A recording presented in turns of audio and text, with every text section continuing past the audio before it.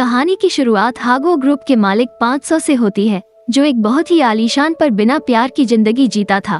असल में 500 ने अपनी बीवी सुजुकी से सिर्फ उसके पिता के कारोबार की वजह से शादी की थी।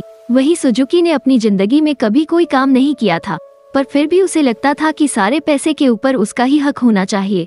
अपने ऑफिस पहुंचकर 500 को एक कारपेंटर के बारे में पता चला, जो अपनी दुकान खाली करने को तैयार नहीं था, पर उन्हें वो दुकान अपने अगले प्रोजेक्ट के लिए किसी भी हालत में चाहिए थी और इसीलिए 500 ने अपने खास आदमी मिस्टर बैंक को वो दुकान किसी भी हाल में खाली करवाने को कहा।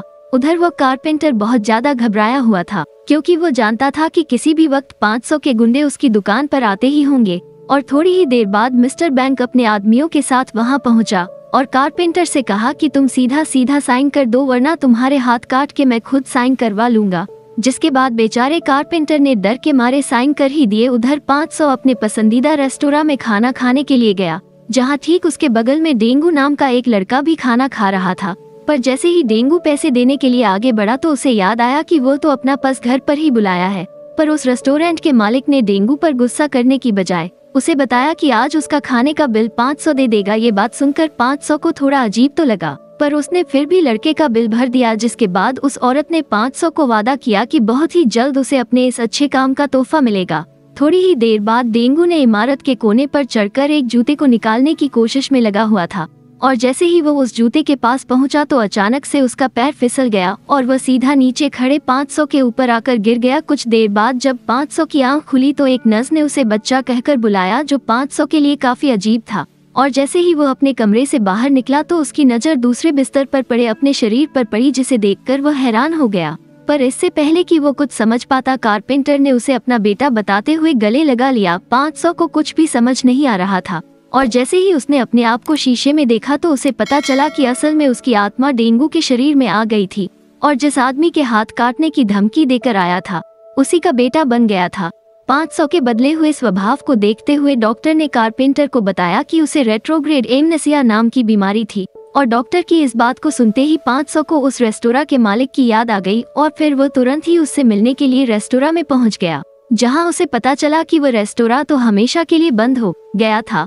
उधर 500 के सबसे बड़े दुश्मन मिस्टर गांडू को जैसे ही उसके साथ हुए हादसे की खबर मिली तो वो खुशी से पागल हो गया और उसने इस मौके का फायदा उठाकर 500 को खत्म करने का फैसला किया। शाम होते ही 500 वापस अपने घर गया, जहां सुजुकी ने उसे पहचानने से मना कर दिया, और जब 500 ने उसे समझाने की कोशिश की कि पागल औरत, मैं तेरा पति हूँ, तो सुजुकी ने सिक्योरिटी को बुलाकर उसे पुलिस के हवाले कर दिया। उधर कारपेंटर को समझ ही नहीं आ रहा था कि आखिर उसका बेटा ऐसे बर्ताव क्यों कर रहा है, पर नाबालिग होने की वजह से पुलिस ने बिना किसी कार्रवाई के उसे छोड़ दिया। 500 किसी भी हाल में अपने शरीर में वापस जाना चाहता था, इसीलिए उसने हॉस्पिटल में जाकर डॉक्यून के ऊपर कूदना शुरू कर दिया, और तभी मिस्टर बैंक ने वहां आकर उसे वहां से निकाल दिया। अपने ही नौकर से बेइज्जती करवाने के बाद 500 अपने नए घर में आ गया, जो उसके लिए काफी छोटा था, पर फिलहाल उसके सामने कई सारी परेशानियां थी। थोड़ी देर बाद जब वो खाना खाने बैठा तो उसे पता चला कि डेंगू के शरीर में होने की वजह से उसे काफी ज्यादा भूख लग रही थी। कारपेंटर का मानना था कि डेंगू बदमाश बच्चों की वजह से इमारत से गिरा था, और इसीलिए वो लोग इस बारे में बात करने के लिए अगले दिन प्रिंसिपल से मिलने गए। पर प्रिंसिपल का कहना था कि उनके स्कूल में ऐसे बदमाश बच्चे हैं ही नहीं जो डेंगू को इतना परेशान करे कि वो छत से गिर जाए। पर 500 ये जानता था कि प्रिंसिपल साफ साफ झूठ बोल रहा है, और अब वो किसी भी हाल में इस हादसे के पीछे का सच पता लगाने वाला था। क्लास में जाते ही 500 की नजर कुछ लड़कों पर पड़ी, जिन्होंने उसे देखते ही उसका मजाक उड़ाना शुरू कर दिया। अब तक 500 समझ गया था कि डेंगू एक काफी शांत किस्म का लड़का था, और इसी वजह से स्कूल में अक्सर बच्चे उसे परेशान करते थे। वहीं लंच टाइम के दौरान कुछ बदमाश बच्चे यूजुंग नाम की एक लड़की को परेशान कर रहे थे। ये देखते ही 500 ने उन बच्चों को रोकने की कोशिश की, जिसके चलते उन बदमाश बच्चों के लीडर टाई वूक ने 500 से ही बहस करना शुरू कर दिया। पर बात आगे बढ़ने से पहले ही उनकी क्लास टीचर वहां आ गई, जिस वजह से टाई वूक को पीछे हटना पड़ा, और स्कूल की छुट्टी के बाद टाई वूक और उसके के साथियों ने एक बार फिर 500 से लड़ने की कोशिश की, पर इस बार 500 ने उन सभी को थप्पड़ मार मार के साइड कर दिया। उसी दिन टाई वूक और उसके साथ ही बाथरूम में एक और बच्चे को परेशान कर रहे थे कि तभी 500 वहां आ गया, और उसे अपने सामने देखकर टाई वूक और उसके साथी इतना ज्यादा डर गए। 500 एक दिन के लिए टाई वूक का फोन ही अपने साथ ले गया। घर पहुंचकर 500 की नजर उस फोन की एक वीडियो पर पड़ी, जिसमें टाई वूक और उसके साथियों ने डेंगू को हराकर दीवार पर चढ़ने को कहा। जहां से वो सीधा 500 के ऊपर गिरा। अगली सुबह टाई वोक का लीडर उसे अपना फोन 500 को देने के लिए पीट ही रहा था कि तभी 500 ने वहां पहुंचकर उस लीडर को बड़े ही प्यार से आगे से किसी को न परेशान करने को कहा। 500 के पास उसकी वीडियो थी, जिस वजह से उस लीडर को चुपचाप उसकी बात माननी पड़ी। उधर 500 की बीवी सुजुकी ने अपने पति की इस हालत का फायदा उठाकर जवान लड़कों के साथ रिश्ते बनाना शुरू कर दिया और जल्द ही यह बात 500 के सबसे बड़े दुश्मन मिस्टर गांडू तक भी पहुंच गई, जिसके बाद उसने सुजुकी के साथ मिलकर 500 को बर्बाद करने का एक प्लान बनाया। उसी रात 500 हॉस्पिटल में मिस्टर बैंक से मिलने के लिए पहुंचा, जहां काफी देर तक कोशिश करने के बाद उसने मिस्टर बैंक को सारी सच्चाई बता दी। अगले दिन स्कूल के बाद 500 गलती से मुगी से टकरा गया, जिस वजह से यूजुंग का टेडी बेयर नीचे गिर गया और जब 500 उसे लौटाने के लिए उसके पीछे गया तो उसकी नजर मुगी की मां मासूम पर पड़ी, जिसे देखते ही वह हैरान रह गया। असल में मासूम 500 का पहला प्यार था, जिसे उसने ने सुजुकी के लिए छोड़ दिया था और उसे देखते ही 500 ने मासूम को उसके पहले नाम से बुलाया, जिसे सुनकर मासूम काफी हैरान थी। वहां से निकलने के बाद 500 को मिसू के साथ बिताए हुए सभी पल याद आने लगे और अगली बार जब वो यूजुंग से मिला तो 500 ने उसके सर से कुछ बाल डीएनए टेस्ट के लिए निकाल लिए, जिसके बाद उसे पता चला कि असल में मुगी उसकी ही बेटी थी। ये पता चलते ही वो सीधा मासूम से मिलने के लिए गया, जहां उसने मासूम से उसकी जिंदगी के बारे में पूछा। उसका ये सवाल सुनते ही मासूम ने उसे रोते हुए बताया कि कैसे उसने अकेले ही मुगी को बड़ा किया, क्योंकि उसका पति तो उन्हें छोड़कर चला गया। उधर सुजुकी अपने पिता के पास कुछ झूठी रिपोर्ट्स लेकर पहुंची, जिनके मुताबिक 500 कंपनी के पैसों का गलत इस्तेमाल कर रहा था, पर असल में तो वो ये काम मिस्टर गांडू के कहने पर कर रही थी। सुजुकी के पिता को उस पर पूरा भरोसा था और इसीलिए उन्होंने 500 के कोमा से बाहर निकलते ही उसे कंपनी से बाहर निकालने का फैसला कर लिया। उधर 500 ने अपनी बेटी के साथ ज्यादा समय बिताने के लिए एक जिम ज्वाइन कर लिया, जहां यूजुंग पहले से ही आती थी। शुरुआत में तो मुगी को उस पर शक हुआ, पर जैसे ही वो वहां से जाने लगी तभी मिस्टर बैंक ने ट्रेनर बनकर उसे रोक लिया, जिसके बाद अगले कई दिनों तक वो दोनों एक साथ मेहनत करते रहे और जल्द ही 500 ने भी अपना वजन कम कर लिया।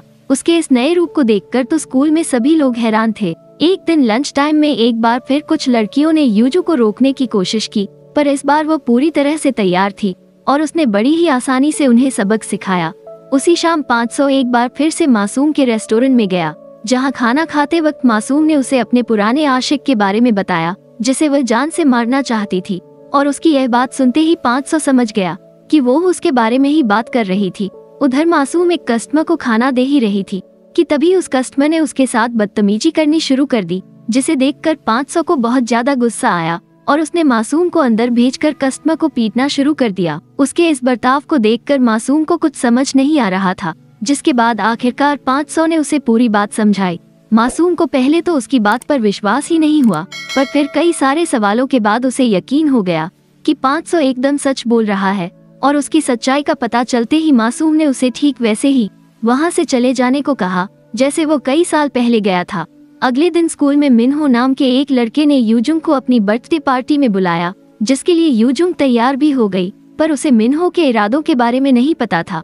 उधर 500 एक बार फिर मासूम से मिलने के लिए गया, जहां मासूम ने उसे बताया कि वो उसके साथ कोई नाता नहीं रखना चाहती, पर 500 इतनी जल्दी हार मानने वाला नहीं था और उसने एक बार फिर से मासूम के दिल को जीतने की कोशिश की, जिसे देखकर वहां बैठे सभी लोग हैरान थे। पर तभी मासूम उसे थप्पड़ मारकर वहां से निकल गई, लेकिन 500 अभी भी उसके पीछे था। पर तभी उसे अपने एक दोस्त का फोन आया, जिसने उसे बताया कि मिहो और उसके साथ ही पार्टी में हंजू की बेइज्जती करने वाले हैं। ये जानकारी मिलते ही 500 तुरंत ही पार्टी में पहुंच गया, जहां मिन्हो और उसके साथ सबके सामने ही जुन की बेइज्जती करने के लिए उसके सर पर शराब गिरा रहे थे। अपनी बेटी की यह हालत देखते ही 500 गुस्से से आग बबूला हो गया और उसने अकेले ही मिन्हो और उसके साथियों को पीटना शुरू कर दिया। 500 के इस रूप को देखकर सभी लोग काफी हैरान थे। अगले दिन मिस्टर बैंक ने 500 को बताया कि सुजुकी उसे कंपनी से निकलवाने का प्लान बना रही थी और यह जानकारी मिलते ही उसने सुजुकी के पिता को एक लेटर लिखा और वो चिट्ठी सही जगह पहुंचाने का काम मिस्टर बैंक को दिया गया। अगले दिन स्कूल की एक लड़की ने 500 को घूमने जाने के लिए पूछा, जिसके लिए 500 ने साफ इनकार कर दिया। पर तभी मुगी ने भी उससे यही सवाल किया, जिसे सुनकर 500 काफी हैरान था और उसने मुगी को साफ साफ मना कर दिया। उधर मासूम को भी इस बारे में पता चल गया था और इसीलिए उसने मुगी को 500 से दूर रहने को कहा। उसी रात मिस्टर गांडू डेंगू को खत्म करने के लिए हॉस्पिटल में चुपचाप घुस गया और तभी अचानक से डेंगू होश में आ गया। और उसे 500 समझते हुए मिस्टर गांडू डर के मारे वहां से भाग गया। होश में आने के बाद डेंगू ने खुद को एक नए शरीर में देखा और वह तुरंत अपने पिता से मिलने के लिए भागा, जिसने उसे पहचानने से ही मना कर दिया। पर तभी 500 भी वहां पहुंच गया और काफी देर तक डेंगू और कारपेंटर को समझाने के बाद उन दोनों को 500 की बात पर भरोसा हो गया। जिसके बाद 500 ने सबसे पहले चीजें सुधारने के लिए डेंगू की मदद मांगी। जिसके बाद वो दोनों ही मासूम से मिलने के लिए पहुंचे, जहां उन्होंने मासूम को झूठ बोला कि वो दोनों वापस अपने अपने शरीर में आ चुके हैं। अभी डेंगू मासूम से माफी मांग ही रहा था कि तभी मिस्टर गांडू अपने आदमियों के साथ वहां पहुंच गया और अपने सामने इतने सारे आदमियों को देखकर डेंगू तुरंत ही रोने लग गया। जिसके बाद 500 ने वहां आकर उन दोनों को अंदर भेज दिया और मिस्टर गांडू का सामना करने के लिए तैयार हो गया। लेकिन इस बार मिस्टर गांडू पूरी तैयारी के साथ वहां आया था और इसलिए 500 के लिए अकेले लोगों का सामना करना काफी मुश्किल था। पर तभी मासूम ने उन सभी को डराने के लिए रेस्टोरेंट में आग लगाने की धमकी दी, जिसे सुनते ही मिस्टर गांडू और उसके आदमी वहां से भाग गए। अब मासूम समझ गई थी कि वो दोनों झूठ बोल रहे थे, पर उसने फिर भी डेंगू को 500 समझकर अपने दिल की सारी बातें बताई।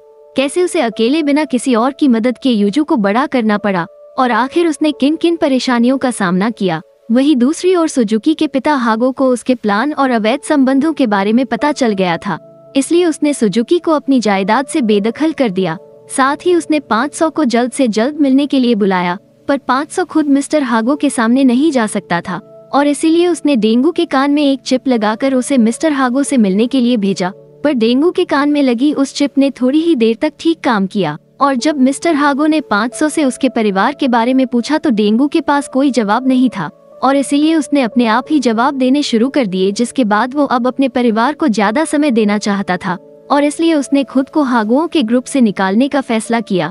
इधर मिस्टर हागो ने भी 500 के फैसले की इज्जत करते हुए उसे जाने की इजाजत दे दी। घर से बाहर निकलते ही 500 ने डेंगू को गले लगा लिया, पर तभी गुस्से से भरी सुजुकी ने उन दोनों को अपनी गाड़ी से टक्कर मार दी, जिसमें 500 को काफी गंभीर चोटें आई और जब वो बिस्तर पर लेटा हुआ था तभी अचानक से डेंगू बेहोश हो गया। जिसके थोड़ी देर बाद 500 को ऑपरेशन के लिए ले गया, जहां उसकी मुलाकात एक बार फिर से उसी औरत से हुई जिसने उन दोनों के शरीर में अदला बदली की थी। 6 महीने बाद जब डेंगू अपने स्कूल पहुंचा तो सभी लोग उसकी काफी ज्यादा इज्जत करते थे। अब तो वो और मुगी एक दूसरे को डेट भी कर सकते थे। उधर 500 ने मासूम के लिए एक बड़ा रेस्टोरेंट खोल दिया था, जहां वो कारपेंटर और मिस्टर बैंक एक साथ मिलकर मासूम के साथ काम करते थे। और यहीं पर इस फिल्म की कहानी समाप्त होती है। ऐसी ही फिल्मों की एक्सप्लेनेशन देखने के लिए इस चैनल को सब्सक्राइब करें और घंटी का बटन दबाना ना भूलें। तो मिलते हैं अगली फिल्म की कहानी में, तब तक के लिए अपना ख्याल रखना।